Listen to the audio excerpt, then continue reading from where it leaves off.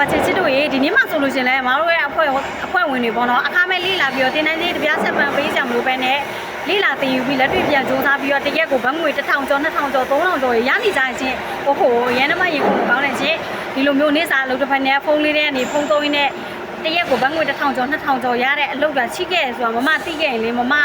အစားကလေးထိုင်းနိုင်ငံမှာတက်ခဲ့ပေါ့နော်အခုကျတော့ဒပလင်းနဲ့တွေ့ရအရင်ကမှနောက်ကျရပေါ့နော်သူများတွေဝင်ငွေရနေတဲ့အချိန်မှာကိုရတော့စူးစမ်းနေတယ်သူလေးဖြစ်ခွင့်ရနေလို့ပဲပေါ့နော်မမလိုမျိုးထိုင်းနိုင်ငံမှာရောက်ရှိပြီးတော့နေစာလုပ်တစ်ဖက်နဲ့စူးစမ်းခြင်းနဲ့ဒီကိုမားတွေလိုမျိုးတရက်ကိုဘတ်ငွေ1000ကျော်2000 3000ရခြင်းနဲ့ဒီကိုမောင်နှမကြီးရှိရဆိုရင်မမရဲ့ကောမမှာအခမဲ့လိုရေးခဲ့ပြီးတော့အသေးစိတ်ကစားလေးလာတင်ယူလို့ရတဲ့အဖွဲ့ထဲမှာမမကိုယ်တိုင်လမ်းညွှန်ပေးပါမယ်ရှင်မမတို့တင်ပြပေးရမှာမဟုတ်ပါဘူးမမတို့ကိုအသေးစိတ်ကစားအခမဲ့တင်ပေးတဲ့ခေါင်းဆောင်တွေရှိပါတယ်အခမဲ့လေးလာလို့ရတဲ့အဖွဲ့ထဲမှာထည့်ပေးပါတယ်ရှင်ရိုးရိုးကောက်ခမဲ့ပြီးခွင့်ပေးပါတယ်